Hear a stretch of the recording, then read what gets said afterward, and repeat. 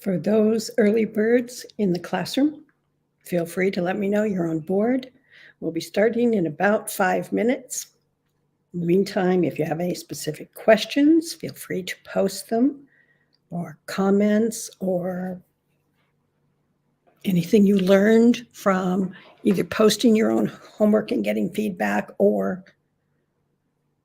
from reading the assignments from other students in the class. There's getting to be quite a few. All right, we have someone from Albuquerque. So is that Anna? I'm going to guess. I don't have Tech Guy's phone so I can see the names, but love that you're here and energetic about today's lesson. Yay! Tessa is on board, which means that there will be fun times ahead. Anna is asking, do we use this formula at every level of intimacy? Yes. You don't have to, for example, once you've seen the character, the first stage, eye to body, you can use that multiple times in the story, because if they change outfits, if they change setting, if they change the situation, you'll want to revisit. But yes, as you go through each of the 12 stages, if you skip a stage, what you're doing is you're going to water down your sexual tension. So particularly when you get into from stage 6 on, if you hit that stage and there's no emotional response, there's no conflict, you've just watered the whole thing down.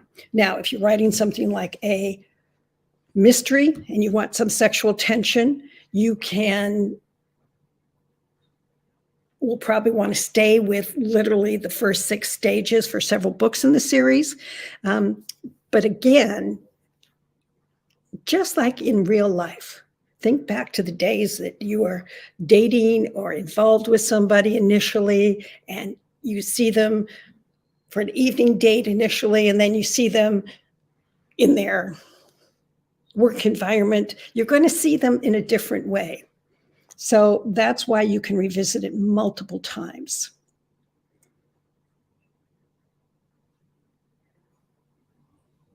Okay. So Corinne is on board. Amy's here. Lovely to have you. Cindy. Tessa is going to be doing shenanigans, which is a minimum here. Mickey. Lots of folks from New Jersey in this particular course. Jade from Canada, Montreal specifically. Claudia, Kate, Judith from Texas. Okay, we just have about another minute or two. So if you had questions or any aha moments you wanted to share, or if you want to let me know that you have a hit arranged to take me out before you have to have another review. Thea's here from Virginia. I have really got to say that very impressed by the quality of feedback by other students given to individuals. I'm going to lose my job security here, and that's okay, because that's what we want to see.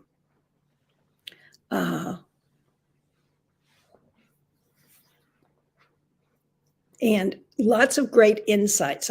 Violet gave some great insights because of her background as a physical therapist as to what is physically possible and makes sense. And that type of feedback is excellent. Jody, look for her feedback, because she's spot on with what she sees and giving insights. Okay, so Anna says that she really appreciated the comment on her homework about how she diluted the sexual tension when I added the physical dimension to the scene. And that's how you can do it. Start doing it intentionally when you know and there's going to be an example or two today in student homeworks that I'm going to explain, is that we don't, when we're writing and we think we're doing it, but then we don't realize how we might be diluting it, or if we've left off the conflict, or we assume that the conflict is, as the author, you know what the conflict is based from the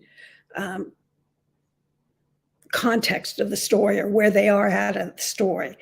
But if it's not tied closely together, and that's what was happening a couple of times, is folks were writing that they saw something, but there was no emotional response. And then they jumped to, I saw something else, and there might have been an emotional response there, but there was no conflict yet. So then they write something else, and you get some emotional response, and only then at the very end do they put the conflict. Well, if it's multiple paragraphs and you get to the conflict at the very end, it works in a book possibly, particularly if it's a big conflict, but what we were looking at specifically, could you zero a reader in without a larger context into how to add that specific detail, combine it with an emotional reaction, and show a hint of conflict. So Judy's saying, the second time around, it's getting easier. So Judith has taken this particular challenge before, and it does get easier the more you see how others use it and the more you use it. So, okay, I'm going to go ahead and jump in here. So we're on day 2, and what we're going to focus on today, and it sounds like silly, Mary, I want more about the sex. No, we're looking at the conflict versus courtship. Now, there's a difference there. What we're basing this on is the 12 stages of intimacy. There's a handout under the tabs at the top of the Facebook page that says files. Click there and you'll find these 12 stages so you can have them handy. Now, they were designed by Desmond Morris, who is a zoologist, and he studied primates to recognize the common threats. Now, it's been brought to my attention that some of Desmond Morris's studies have not stood the test of time. Most of what we have, the 12 stages, et cetera, are from the 60s. And there's more recent zoologist studies. If we were teaching a course on zoology, then absolutely go for what is the most recent information and how is it working. The cool thing, though, about Desmond Morris is how these stages tend to hold up for writers. May not hold up for scientists, but it holds up for writers. Carol, I'll answer your question here in just 1 second, because that's what today's lecture is about, is conflict. Man is in conflict with himself all the time, and at any time can make a purely biological motivated decision. Okay, what that means is that, for example, the drive to have sex as a reaction to a near-death experience. So if the characters have been holding back on their awareness, something like a near-death experience can push them over the top into having a sexual act, if you want it on the page, because that in turn is based on the need to keep the species alive. So it's kind of hardwired genetically into why, if you face something that has been very scary, very frightening, very dangerous, and life-threatening, there's a tendency that you put the thinking mind on hold and your body goes into wanting or willing to have sex. There's a tribal aggressive decision. This is seen as sex used as a means to exert dominance, possession, or to show rank and power. Some of you are looking at having villains and are trying to figure out how to use the sexual tension. And this is oftentimes this tribal aggressive use of sex. Or it can be a societal decision. That means cultural restrictions that prohibit or inhibit the first two drives, such as sex, only after a legal marriage. So this is why sometimes writing a historical can be easier than writing a contemporary, because in a lot of contemporary societies, there is not that restriction anymore, or that it is not, there can be groups within the society that it's still a very strong restriction. But all of these can help thinking in terms of conflict. So what's courtship? This is this very tentative, ambivalent behavior that involves conflicts between fear, aggression, and sexual attraction. Shouldn't get involved with this person, but man, I'm attracted and drawn to them. Conflict can be slowly reduced if mutual sexual signals are strong enough. And what that means is that the deeper you go into the 12 stages of intimacy, that means that you've passed a lot of the earlier stages. So that means that the willingness to ignore the conflict becomes stronger. And for a couple of you, I've pointed it out that in the example that you posted, you went up to, stage 8, stage 9. That's literally 3/4 of the way through the 12 stages.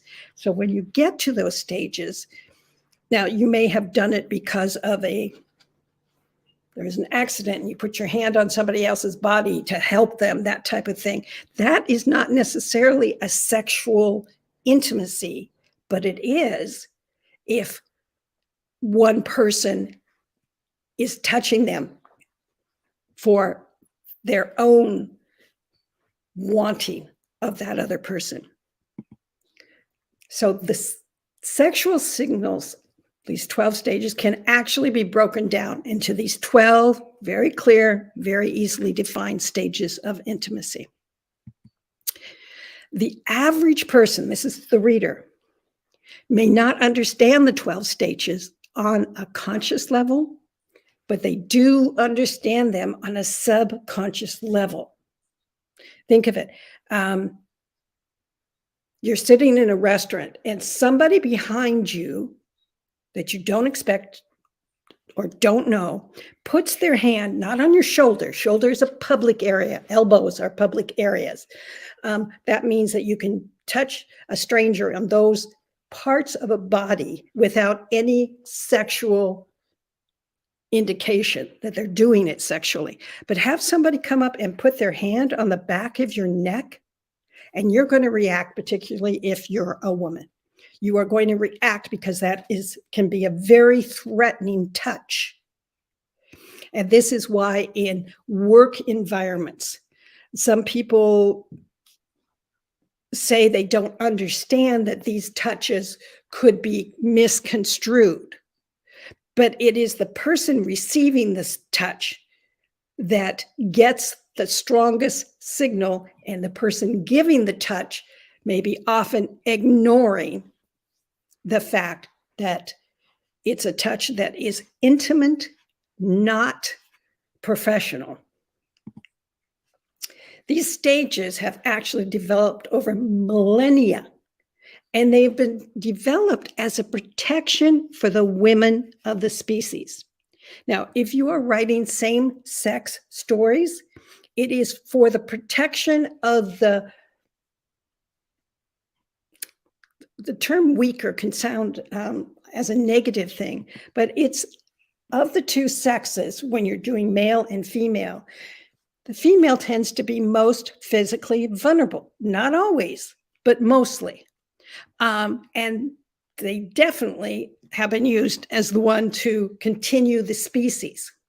So biologically, the species is what, but we're not thinking that way in a contemporary type of society or situation. So if you're doing the same sex, look at which one of the two individuals is the most physically vulnerable, because they are the one who is going to be dictating when these stages are reached. And if they're not comfortable, they will let it be known. And the other character has to pull back. If they want courtship, they'll pull back in order to wait until the primary character, the one who is most vulnerable, gives the go-ahead. In a novel, there should be long-term, which means book-length conflict, okay, from the beginning of the story to the end of the story. Here's an example. One comes from money and or social status, and the other lacks one or both. You see this in Pride and Prejudice. You see it in Titanic. This is not an easy conflict that can be quickly and easily overcome. Pride and Prejudice, specifically because of the time frame that it happened, but you see it in Titanic. You see it even today. That whole wrong side of the tracks, higher status side of town. Here's another example. One character doesn't fit in a social or professional environment, but that doesn't keep them, him or her, from proving themselves and winning the heart of the one they love or learns to love. Examples are The Spy Who Dumped Me or Legally Blonde. In both of these situations, they're not romances per se, but there is that very strong romantic element that happens at the end of particularly the first movie in the series. Here's another one. A secret must be kept or the other may be destroyed, or that person may be destroyed for that matter. After the Night by Linda Howard is a novel with very strong sexual tension, and it's a secret that she is trying to hide. Sky Pirate by Justine Davis is a futuristic romance. The overall story conflict can be supplemented, though, by interim conflicts that enhance the major conflict, but those interim ones can be resolved throughout the story. Here's an example from a time travel novel by Merlene Lovelace called Somewhere in Time. The book length conflict is she's been transported back in time to North Africa, Roman North Africa. Now, she is the heroine or the principal main character, and is a military pilot. So this is a woman who's used to being very comfortable and very secure and taking care of herself, but not in Roman North Africa. An interim conflict. So the first conflict isn't going to be resolved until the end of the story. Will she get back to her own time or stay with the man she's come to love? And if she doesn't stay with him, it means that the person she loves, she cannot be with. Okay. An interim conflict is something that happens for a certain length in the story. In this particular story, she can't initially speak the language. And that kind of makes it hard to have a relationship. Isn't the end all be all. But in this particular book, she needed to be able to speak the language to make it clear for her to understand exactly where she was and what was going on, but also for her to communicate with him and her to start making plans to get back to the future, her world. Here's another example. This one is When We Believed in Mermaids by Barbara O'Neill. This is in the book length conflict. The main character had grown up in a very dysfunctional family, and very is the word. So she doesn't trust love. She doesn't expect it. She's grown up, and in spite of all the challenges, she's become a doctor, a medical doctor, secure in her abilities. I think she actually works in an emergency room, but she might have sex with people, but she is basically cut off the belief that she gets or deserves or can trust love. Now, in-term length conflict is she travels to Australia to hunt her sister who had disappeared and they believed was dead years before. She's from the US and she's met a man from Spain. Now, this again doesn't have to be a deal breaker. But they both have very fulfilling jobs that they love in their respective countries. So as they get closer and closer and more involved with each other, she again is under an illusion that she can just have sex and go away from this man. But she finds that he's gotten under her skin, literally. And this is something that is going to have to be dealt with before they can actually get together for a happy ever after. So this is an interim length conflict that actually keeps her from having to focus on the fact that she doesn't want to deal with this belief that she could have love. Now, this is the homework. And Carol, I'm going to come back to your conflict question here in just a second. In today's homework, hashtag EX2, identify both a book length conflict and an interim conflict from your work in process or a manuscript, your manuscript. If you don't have one, take a book that you like the sexual tension in and use that. So like this. Book length conflict. She betrayed him once before. Can he trust her again? That's going to take a whole book to resolve. Interim conflict. Can she keep a secret or her secret safe from him? Okay, now in a different book, that could be the book length conflict, but in this particular example, it's not. It is just something that she doesn't necessarily want him to know. Okay.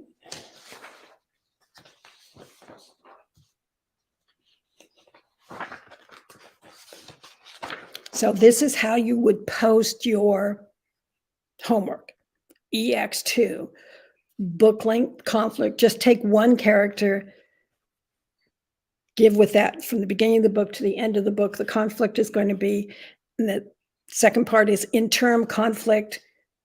And again, Carol asked, can you have book length and interim conflict in a novel? You should have both, Carol. Book length is assumed, but interim can change in the book. So there can be, for a quarter of the book, this conflict is going to keep them, just like the example. If you can't speak the same language, how do you figure out what the other person is saying or what they have in mind, that type of thing. But that one, once that was solved, then there's going to be a different kind of conflict that comes up. So absolutely, you have both in novels. In short stories, probably not. Or novellas might be able to squeeze an interim conflict in, but that might be only as long as a chapter or something.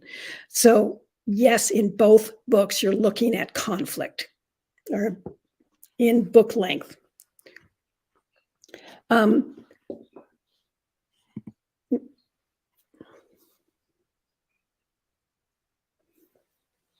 Okay, Anna is saying, so the interim conflicts must be resolved before the book length conflict can be resolved, and resolving them leads to the resolution of the book length conflict. Yes.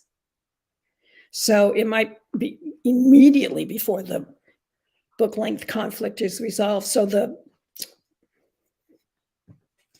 Barbara Samuels example, she left that man in Australia and returned home. But she was aware that she had changed because of that relationship. And she just could not get over that last, can I trust love element, until she came home and he came to her.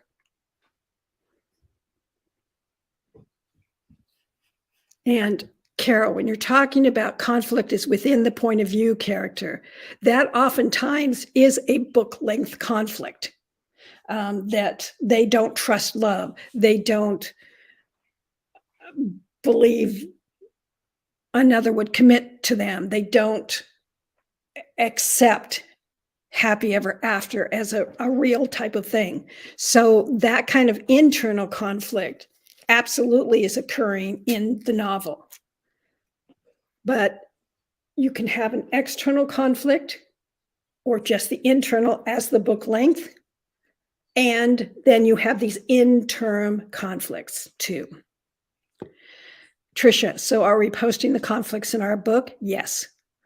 Or an example of the conflict from one character or both. Take one character at a time in your post, Tricia, so that I'm not trying to figure out who's who in your answer. So you would be male character, book length conflict, interim conflict.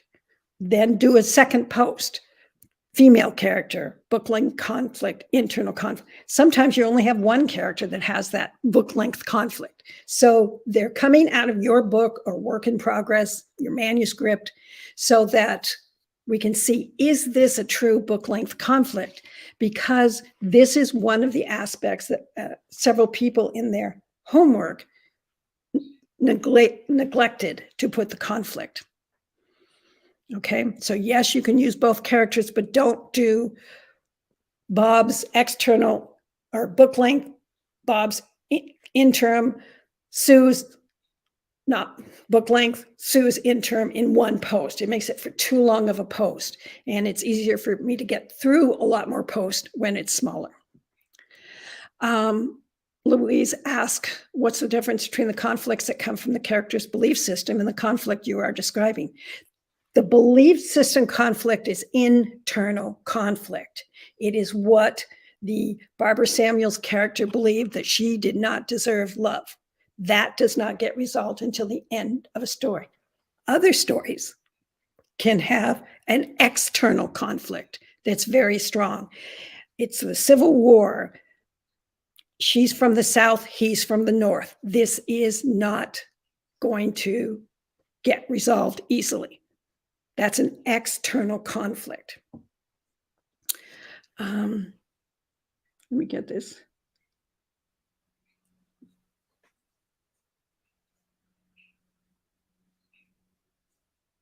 All right, Tessa says, can the interim conflict be something that is an outside force, meaning work or rehearsals? Yes, it can be. Tessa, if the sound went away, check out, then come back in. So I'll go back to Tessa's question. Can the interim conflict be something that is an outside force? Yes, different side of this, of a divide, some type of divide, that she's on one and he's on the other. War, area of town, whatever, that they feel that there's this divide.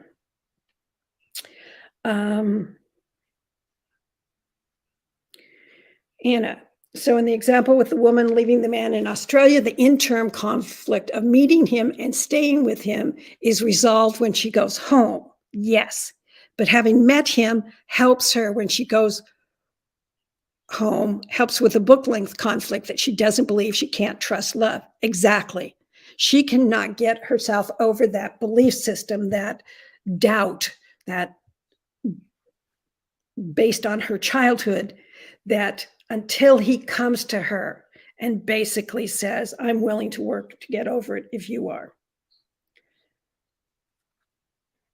Okay. Then we have somebody else. Let's see. Anna. So we should design interim conflicts that make the character grow to deal eventually with a book length conflict. Yes. You're not going to just randomly throw in something for your character to have a conflict as they go along, but they could have a sibling that is not happy with their relationship. That could be an interim conflict that might take quarter of the way into the book before the main character says, trust me, I know what I'm doing. You don't have to live with him or her. Let me make my own decisions. So that one can be resolved. Tricia, so do you want us to tell you the conflicts? Yes. Do you want us to show the conflict through the character eyes? No. What we're looking at is just making sure that you have these conflicts in your story. And you will be surprised when people post that they really are not, because oftentimes, particularly when we're newer writers, we have the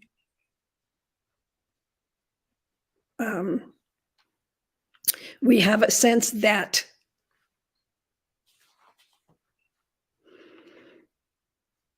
a disagreement or an argument or dialogue of one-upmanship between two people is a conflict. And initially it can be, but that's not an interim conflict. It is how one person or both people deal with wanting to create distance with one another. So it's not, we're trying to move away from that and make sure that you are doing that in your stories. We don't need to see the conflict through the character's eyes. That was shown in homework yesterday and will be also shown in homework tomorrow. But I'm trying to make sure that you understand why it matters. Then we have, let's see. Anna, are interim conflict subplots or secondary storylines? They could be. Not necessarily if the secondary storyline is a different couple showing the primary couple how love can work out. That's not really a conflict. It's simply used to illustrate, hey guys, if you got your act together, you could have a really good thing. Or, hey guys, if you don't get your act together, your relationship can fall apart like this relationship is. So that's a secondary storyline in some stories. That's not necessarily an interim conflict. And Chris, do the book length conflicts need to relate to the relationship?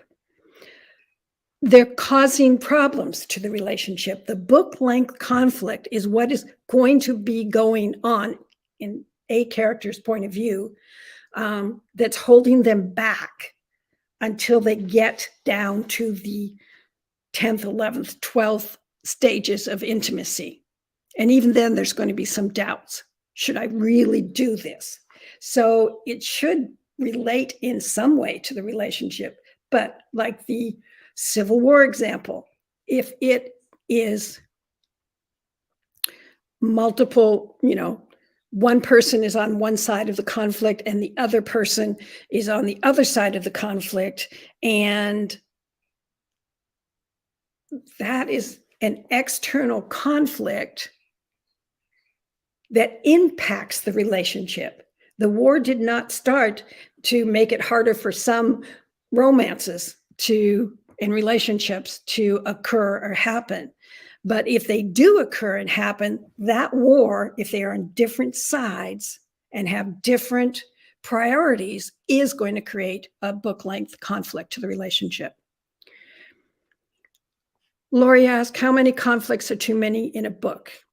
Well, that is not a question necessarily. It all depends on the type of story that you have, the length of the story that you have, the genre and subgenre that you're writing about. You know that you want one major conflict. Okay. So the interim conflicts, I mean, if you're writing something that is has 100 to 160,000 words, you can afford more interim conflicts, secondary storylines, and subplots. All of those are going to fill in that book. So it all depends. And I'm afraid what I'm trying to see is from what you are posting, if you're understanding that the book length conflict, is it going to keep them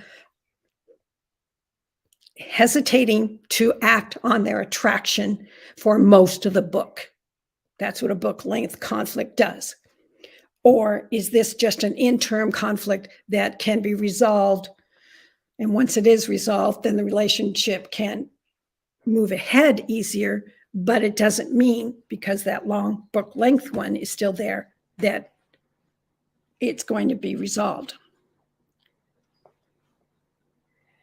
All right, Anna, just to be clear, interim conflicts can be subplots. No, not subplots. Subplots oftentimes happen when you have, in a romantic suspense, the suspense element is the subplot.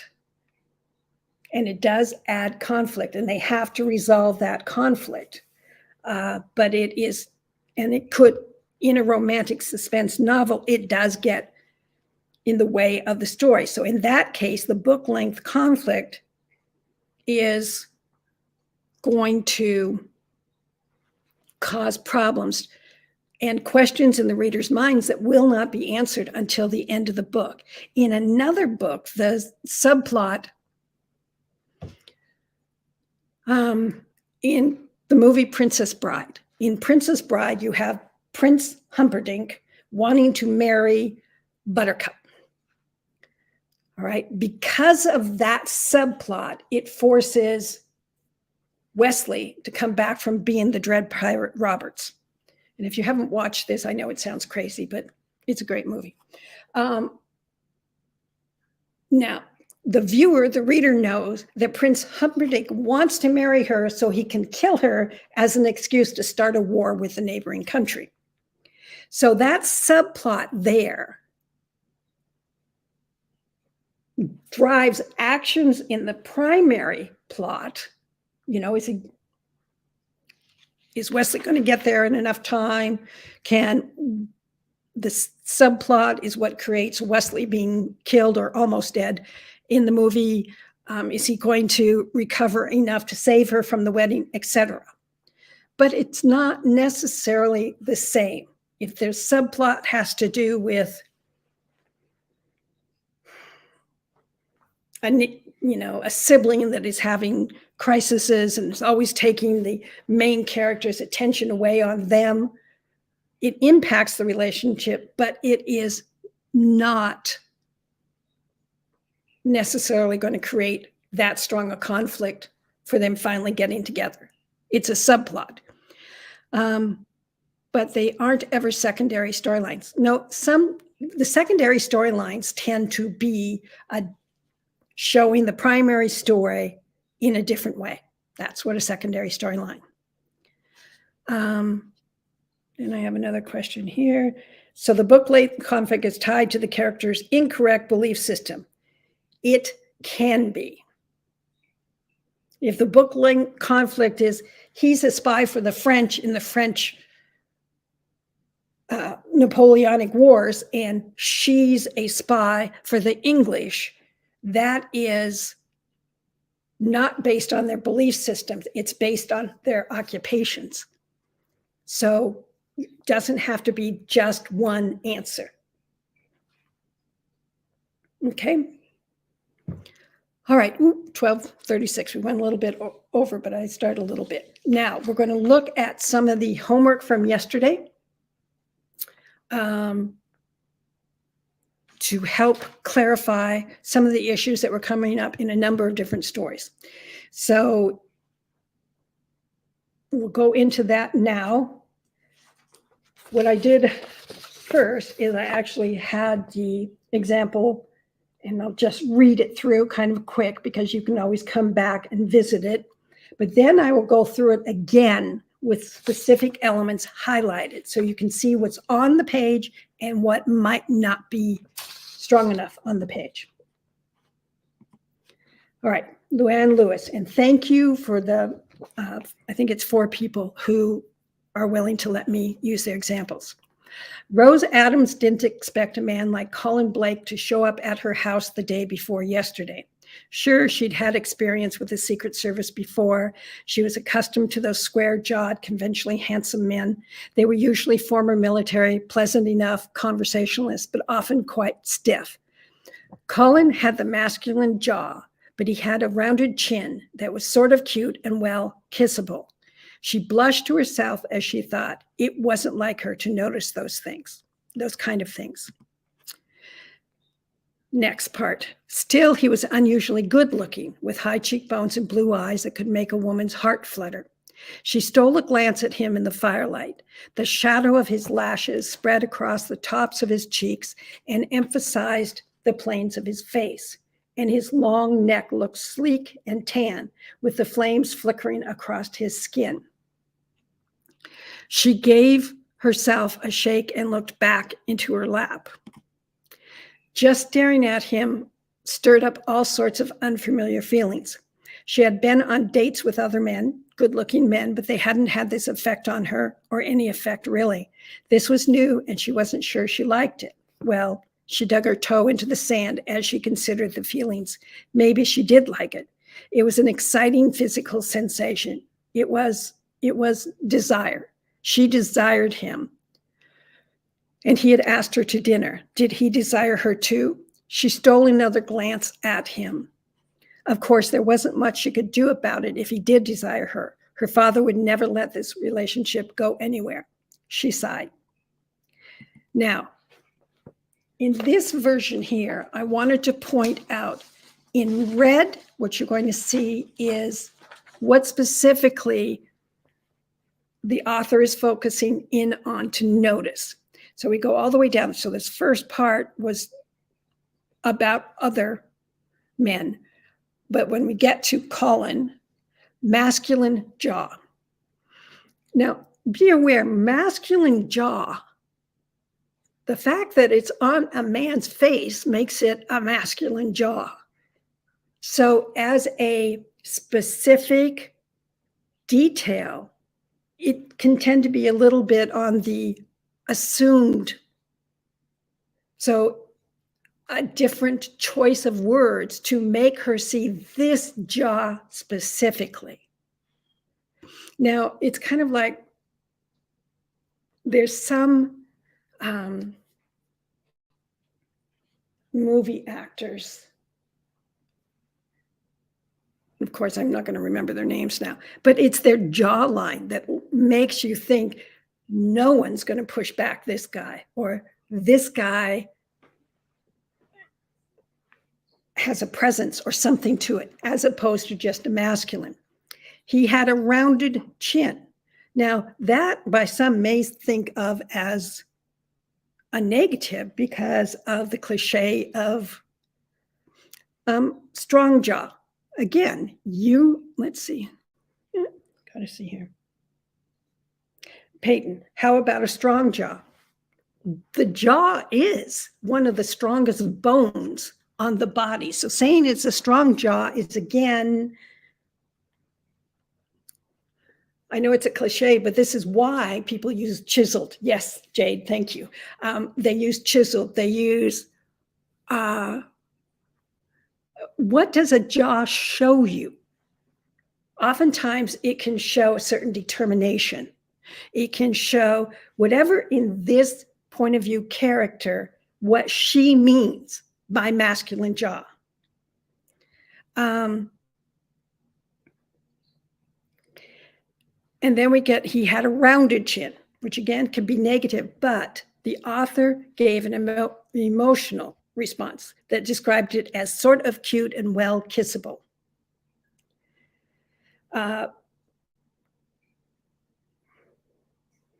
Thea comes up with dimpled chin. That is much more specific. So this is where you get to play with options. To what we're trying to avoid is something that is so overused or so vague that it doesn't show the reader much of anything. So emotional response, sort of cute and well kissable. Now we know this particular character feels that way about this chin. More emotion. She blushed to herself at the thought. Now, this doesn't have anything to do with the sexual tension, but the tighter you could make it, the more the focus is on this guy and her attraction. So instead of to herself at the thought, the minute you said she blushed, it means to herself, and at the thought means who else thought is she going? So it's just, she blushed. That's all that's needed. It wasn't like her to notice those kind of things. Still, he was unusually good looking. Now, this is a telling statement. And telling statements sometimes are necessary if the body language is not clear enough by itself or the other details. But most of the times, like in this situation, you don't need to tell us that she's thinking he's good looking. So it could tighten. Just start with high cheekbones and blue eyes that could make a woman's heart flutter. All right. Again, that is a little bit of a cliche. Can you describe it? Is the heart speeding up? Is the heart something else than just the flutter? The flutter sounds like a Southern belle. And it could be the context, the age of this particular character. We don't have enough information, but I want to point these out as things to look at. Okay, she stole a glance. The shadow of his lashes spread across the tops of his cheeks, emphasized the planes of his face. Again, what kind of planes? Are these sharp planes? Are these chiseled planes? Are these determined warrior planes? Something that is a little more what she is seeing, that is more than simply we're looking at the fact that he has planes on his face. And his long neck.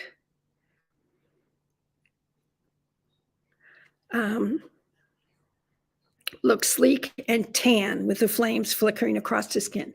She gave herself a shake and looked back into her lap.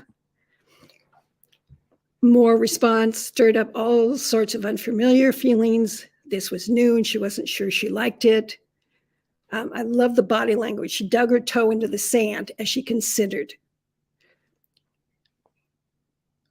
Again, with this kind of body language, you don't even need the as she considered the feelings. Just something to think about. And maybe she did like it. It was an exciting physical sensation. It was desire. Now, if this is the first time she's looking at him, jumping to desired, this is going to almost be too much too soon. And he had asked her to dinner. Did he desire her too? This is for someone who has dated other men. It makes her sound very young, very inexperienced. If this was a young adult, perfectly acceptable. But this seems a little bit, I have to spell it out for the reader. You know, the whole sexual tension, she sees specific things. she has an emotional reaction to him, and the conflict is what is showing the desire. So it doesn't necessarily need to be stated as if the reader cannot get this. Jade says her heart thumped so hard it felt like it was about to. Again, that's good, but you have to be careful that it doesn't just do the same cliches. Tessa and her pulse picked up pace. Yes, that's good. I'd like to be told why she gave herself a shake. Was she shaking away goosebumps, trying to shake away her fascination? Let me see this. Peyton, that actually shifts away from the sexual tension here, unless it's about the conflict.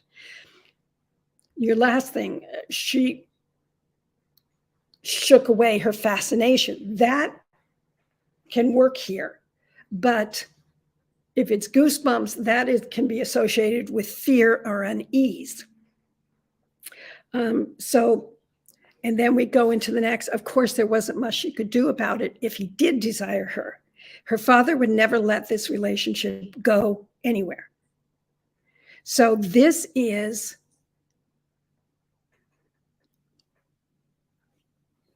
the conflict. So you saw how long it was, and then this conflict was, this does not sound like a woman who has gone out with other men, and it feels like she is still very much dominated by her father's decisions. So again, it's hard to see the context larger of the story. Her father might be a very important political figure, and that's why she's dealing with the Secret Service agents. But you still want to make it clear. The closer and stronger that conflict is clear to, if you look at the relationship, let's go back a couple. All these 1 paragraph, 2 paragraph, 3 paragraph, and then that one line. But look at how often we got details of what she was looking at and emotional responses. Lots of emotional responses to it. Lots more emotional response. And then this one line, Dad won't let it happen. So that is just something to be aware of. You've got all the elements here, but they're a little bit spread out and a little bit tentative still.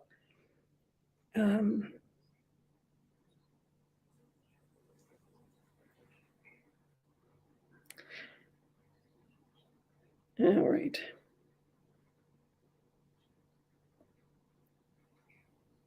Try to get back to the other thing. So Claudia, yes, it is hard. But this is what sets some writers apart, particularly with sexual tension. Some of them feel like it comes naturally to them, but they work at it. They enhance it. And this is, if you want, my assumption is you're here to see how to do that. And then it's up to you. It's your choice of what you want to do and how much work you want to put in on it. Kate, dental hygienist here. Jaw can be firmly defined in the rear, intersection between ramus and body, and possibly less defined, weaker on the chin portion. And she gives us, if you need it, a link to see what she's talking about there. And she does have the thing about strong jaws. So, but saying strong jaw coming from somebody who's a dental hygienist is a different experience than strong jaw from a character in a whole different context. So someone thinks I'm brilliant here. Sandra, all right, you get gold stars for that.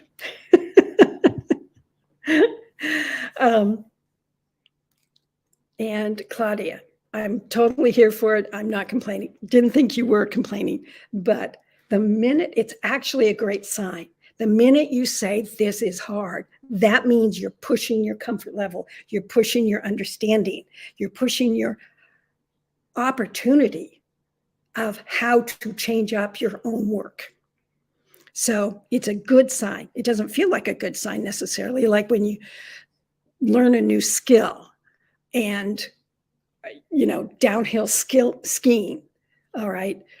We were watching something the other day where someone was downhill skiing in the Pyrenees, high mountains, straight down. And I turned to Tech Guy and said, that's what the bunny hill felt like the first time I tried it. And the second time, and maybe I stayed there longer than needed. So let's look at our next example here. Diane. Miranda stood, coming forward with a welcoming smile. Well met, my lord. What a surprise to see you here. Ah, but Lord Ravenstone's charity must have interest to all. Quite right. She bit at her lower lip. One of the things Diane does very, very well, I want you to be aware of it, she uses, see, instead of using a dialogue tag, instead of just using it, she said, or she simpered or whatever, she did a body language tag. And look what a difference that can make in this dialogue. Even to young ladies, my sex should have more topics for a conversation besides the weather or being obsessed by the latest issue of La Belle Ensemble. I, for one, am determined to not be one who only gossips. She sighed wistfully. But my chattering on and on will have you well thinking me a featherhead. Now, this is clearly a Regency romance. There's particular expectations in the time frame, etc. On impulse, he seized her ungloved hand. The press of her small hand seemed to burn through his. Loath to let it go, he caught her hand, raising her fingertips to his lips, pressing a kiss onto her slender fingers. Not in the least, but why do we not debate society's faults over an ice? Would you permit me to escort you to Gunter's? An ice, is it? Yes, something cold might suit you. I believe I would prefer something with a bit more heat. This is what Regency romances are known for, that banter between couples, because they had to do it mostly in public, particularly with a member of the opposite sex. And Diane, you've nailed that here. A smile played around the corner of her mouth. Norwich lifted a brow. A tea, then. I'm not sure she wants to stay with this guy. He doesn't catch on. Okay, so let me look. This is the same part of the story that has, they have this light flirtation, but it's not necessarily any of the sexual tension. And the reason being is, if there was eye to eye, that is sexual tension. If it was, you heard her voice or his voice, that's sexual tension. Okay, here we get into the highlighted. But my chattering on and on, okay. On impulse, he seized her ungloved hand. That is stage 4, okay? Stage 4 is already a quarter of the way into the 12 stages. So this is a bigger thing, especially in public. You know, you shifted point of view here. So we were in her point of view, and then we went to his point of view right here. Emotional response from him, the press of her small hand seemed to burn through him, okay? So that's emotional response. He caught her hand, raising her fingertips to his lips. Now, this is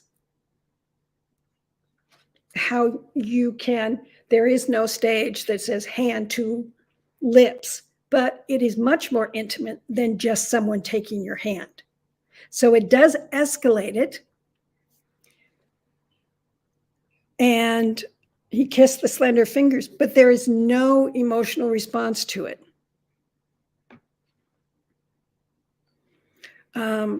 He goes on to ask, you know, basically asking for a date. And this is the repartee that is going on, which is very good.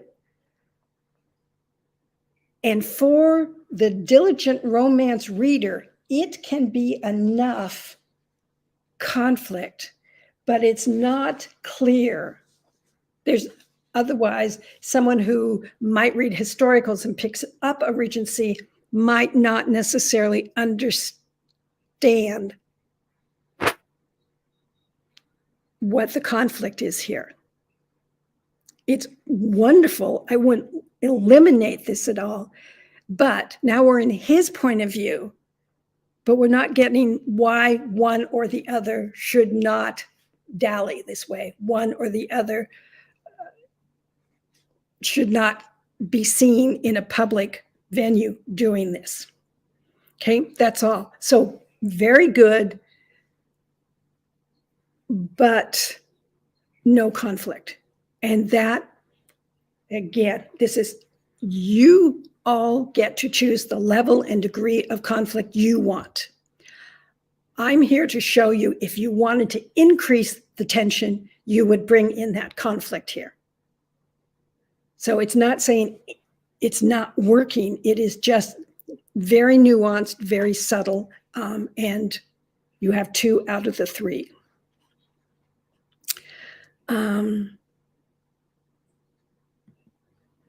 Now we're going into Sarah's, which is a new adult novel. Okay, we have Sarah's and then one more after this. I wish I could look away, but I can't. Sailing past my desk, Ava reaches her workstation and drops her bag on the floor in a disarming thud. Her jacket slips off in a sexy swoop before being arranged on the back of her chair. Once she's seated, she cracks her thumb knuckles, then logs onto her computer. My mood melts. She's like the sun that can't be controlled. It comes and it goes as it pleases, and neither can my new work buddy. She shines with the same defiant warmth, making the most mundane task cheerful, like the obnoxious ending to a feel-good movie. I remind myself to keep my distance. She's way too interested in my side hustle, something that isn't her business. So here we go. Sarah starts with an emotional response. I wish I could look away, but I can't. So this is a great example of showing you can change it up. It doesn't have to do, the stage and then the next emotional response to the stage and then the conflict. You can start with the conflict. You can start with, as Sarah did here, you start with the emotional response.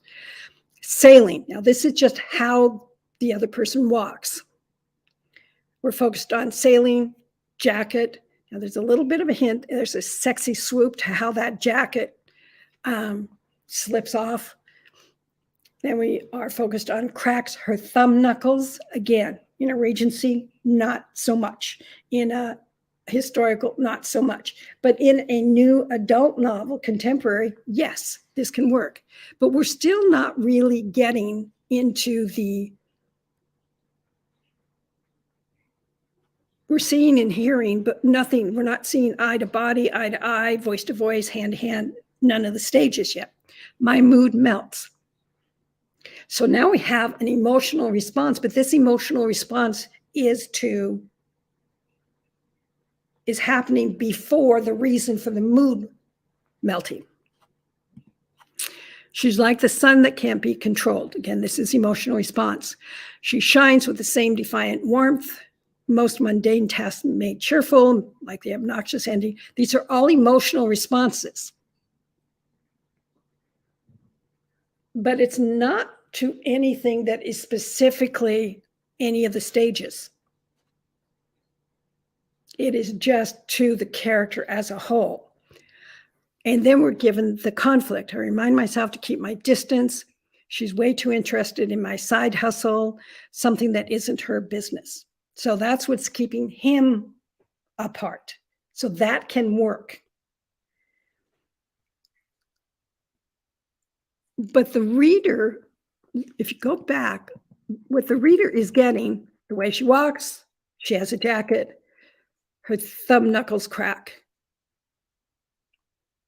And that is, go back to here. As Peyton says, My mood melt seems ambiguous. Does her knuckle cracking turn him off? That's what a reader could pick up on.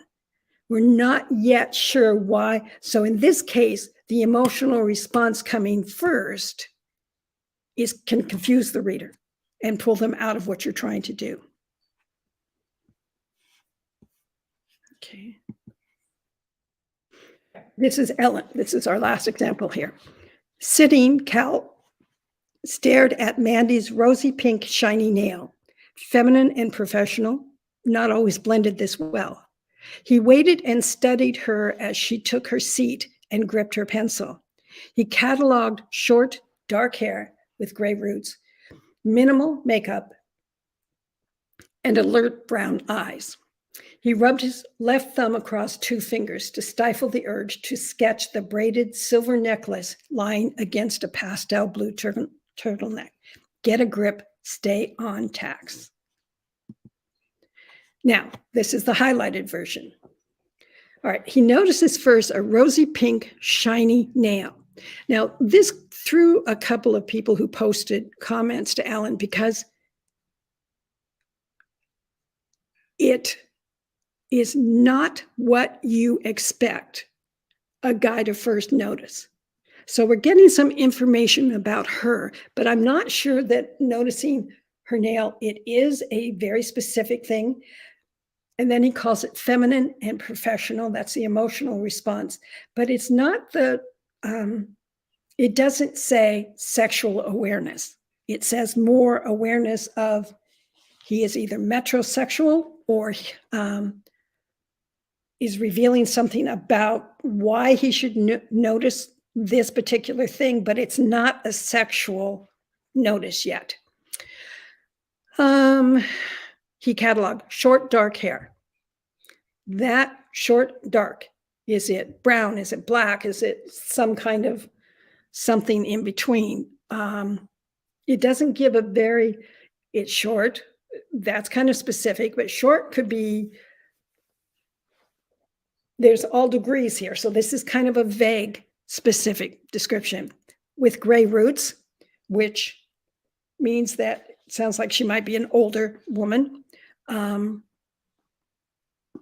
But for most women reading this, they would not necessarily take it as a flattering thing that somebody sees the gray roots, unless it is qualified with intentional gray roots or something like that, because there's a period where you would see, even in movies,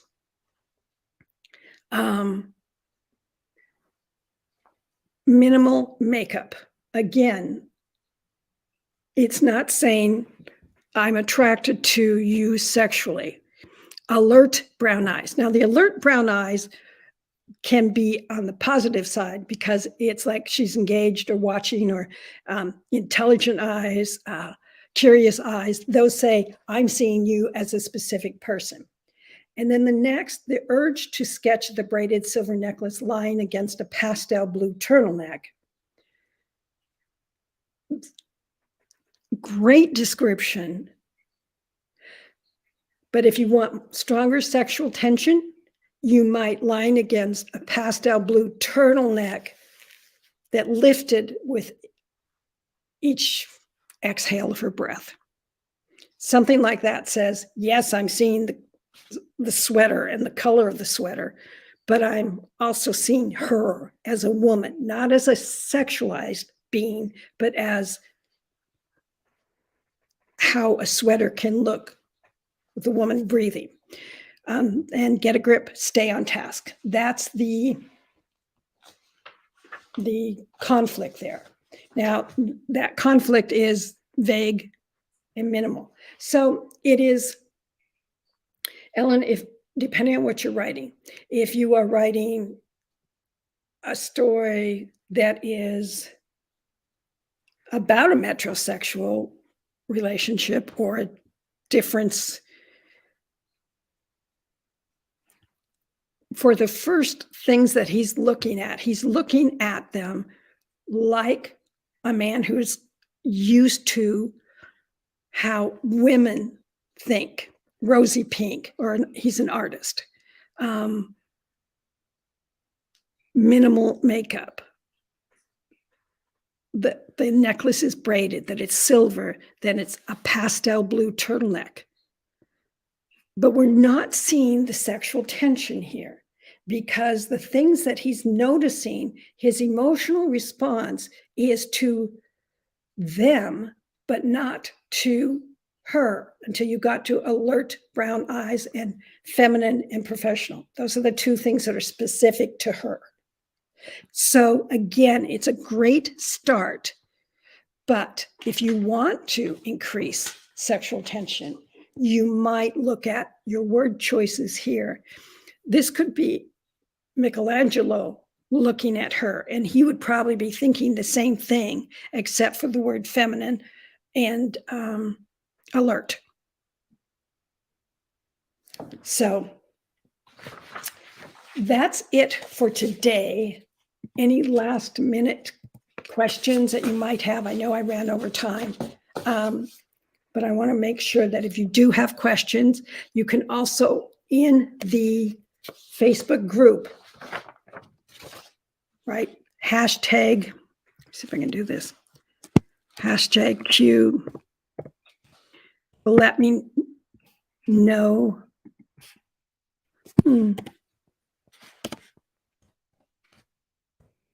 If you have anything specific about questions about what we discussed here. And I want to thank particularly those people who let me use their examples. It's hard to beat. I wanted to use them because they were so almost there. Just a little tweak here and a little tweak there, and you can get it. So in today's homework that's being posted, I'm going to look specifically for people that I did not respond to for yesterday's homework. So if other students want to give feedback, you can keep giving feedback on homework EX1, and I'll try and get back to those depending on the time, how much time, and how many examples are going to be posted for EX2. So we're moving forward, and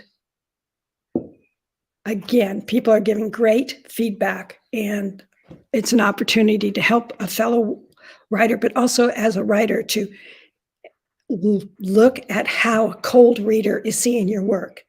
And I tend to be very picky, and other people are giving you really strong feedback that it's working for them. Okay, I think that's Ellen saying that my protagonist is an artist. Oh, someone else. Ziona is an artist too. Thanks for the reminder to add visual details. Yes, but there can be visual, but specific to this woman. And I have Anna. The interim conflict is something that keeps the main character apart, but will be resolved before the book-length conflict is resolved. Yes, interim conflict can be resolved anywhere along the story. For instance, both characters are going for the same position at their job. Yes, that can be resolved early in the story, or it can be takes a resolution at the end of it.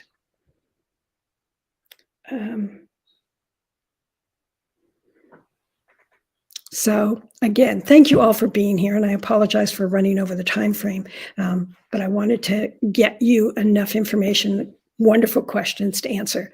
So feel free to review this replay again, or the comments in the chat bar, because there's lots of good questions raised, and you can see, if you can't get to the whole replay, you can see what is being covered in that replay. So thanks so much, and I will see you tomorrow.